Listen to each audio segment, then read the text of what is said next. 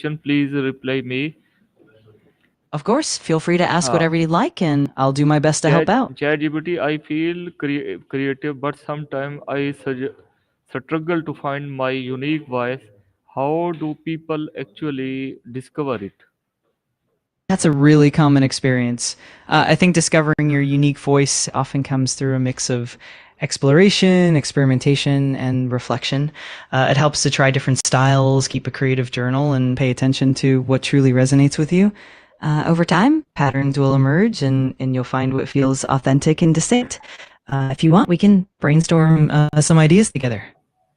Please reply me in a practical example life. Two examples. Absolutely. For example, let's say you love writing, but you're not sure what genre or style suits you best.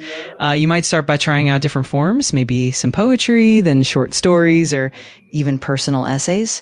As you do that, you'll notice what feels more natural and what excites you the most.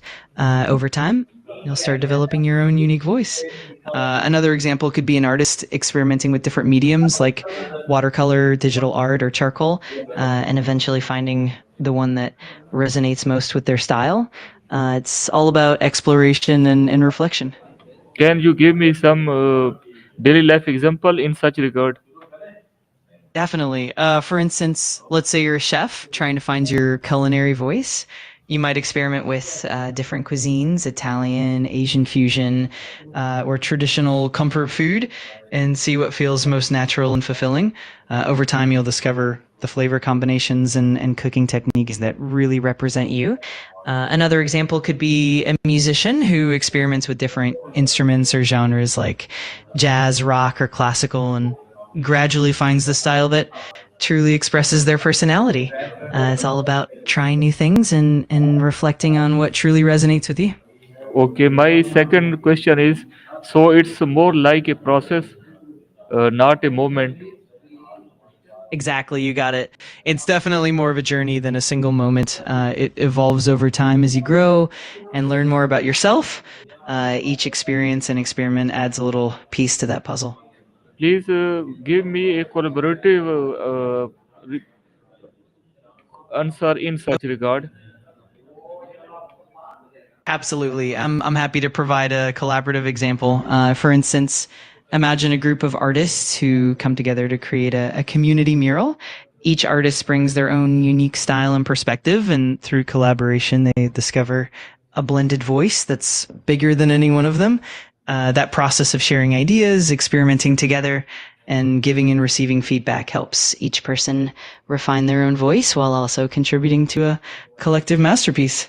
It's a great way to discover and refine your unique style. My third question is but what if everything I make feels influenced by someone else? That's a really common concern, and it's totally natural to feel that way. In fact, most creative work is influenced by what we've experienced and what we've consumed.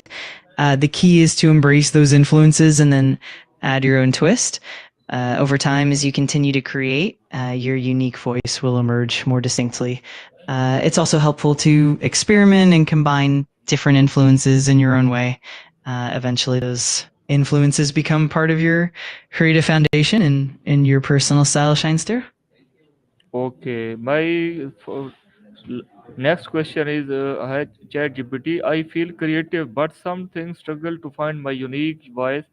How do people actually discover it?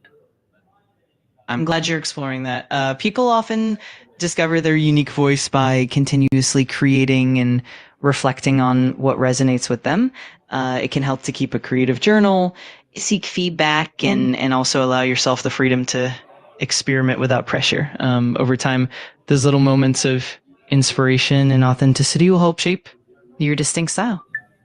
Can you give me some example of in such regard daily life? Absolutely. For example, let's consider a writer.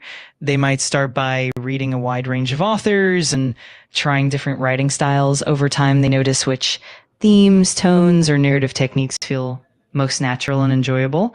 Another example could be a musician who experiments with different genres, maybe classical, then jazz, then electronic music, and gradually blends those influences into something that feels uniquely theirs.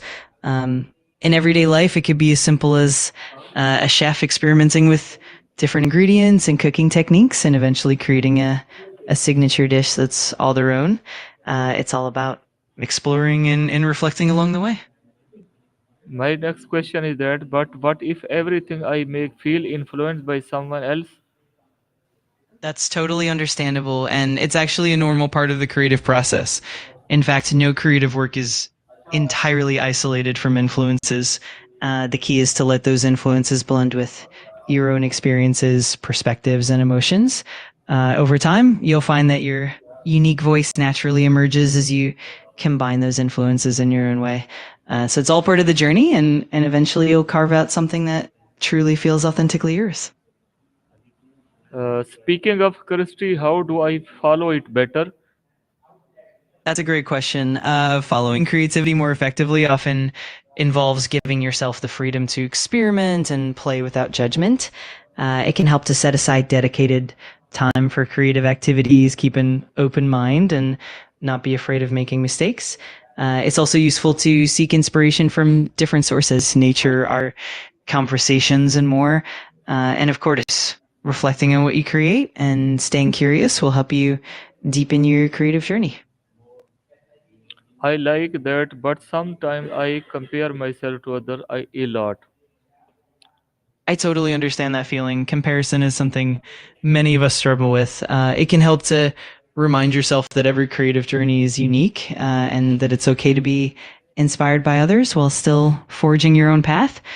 Celebrating small wins, focusing on your progress, and practicing self compassion can really help. And remember, your unique voice is a journey, not a destination. So be patient with yourself along the way. Please provide me a daily life example of it. Absolutely. For instance, let's say you're a painter who admires the work of a particular artist.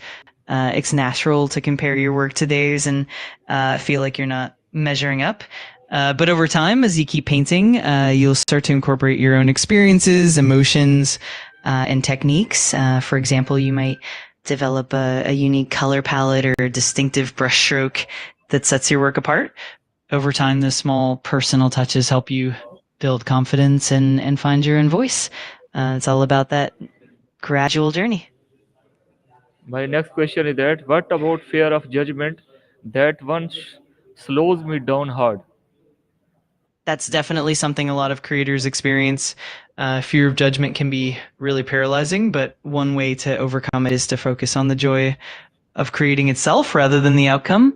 It can help to share your work with a supportive community or even keep your creative process private until you feel more confident. Another helpful approach is to remind yourself that every artist, writer, or creator has been through that same fear and that it's part of the growth process. With time, that fear usually becomes more manageable and you'll find your confidence growing. Okay, but what if I don't know what to create a lot all? That's completely okay as well. Sometimes creative blocks happen, and it's important to be patient with yourself. One approach is to give yourself permission to explore without any pressure. Try new hobbies, take walks, read, or even engage with different forms of art. Sometimes inspiration comes when you least expect it. Another helpful tip is to keep a creative journal or sketchbook and jot down ideas, even if they seem small or random. Over time, those little sparks can lead to bigger creative ideas. Just trust the process and be gentle with yourself. That's actually super helpful. How do I keep going when motivation fades? I'm really glad that helps. When motivation fades, it can be useful to create small, manageable goals to keep yourself moving forward. Building a routine can also help, even if it's just dedicating a few minutes a day to your creative practice. Another great strategy is to connect with a creative community or find an accountability partner who can offer support and encouragement. Also, reminding yourself of your why, the reason you started in the first place, can reignite that spark. And remember, it's perfectly normal for motivation to ebb and flow. So just be kind to yourself along the way. Okay. Okay, my last question is, what about finding my signature style? Does that come later? Absolutely. It often does come later. Finding your signature style is usually a gradual process that evolves over time. As you create more and experiment with different techniques and ideas, patterns will naturally emerge that feel authentic to you. It's all about being patient and trusting the journey. Over time, you'll start to notice what truly resonates with you, and that uniqueness will shine through in your work. So just keep exploring and enjoying the process. Do you give me a daily life example in such regard? Of course. For example, think of a photographer who starts by experimenting with different subjects, lighting, and compositions. At first, their work might look quite varied and influenced by many styles, but as they continue to practice, they begin to notice recurring themes. Maybe they develop a preference for capturing candid moments or a certain color palette. Over time, those elements become their signature style. It's a gradual process, and it often unfolds naturally as they keep exploring and refining their craft. Okay, thank you, ChatGPT. Here, I'm here.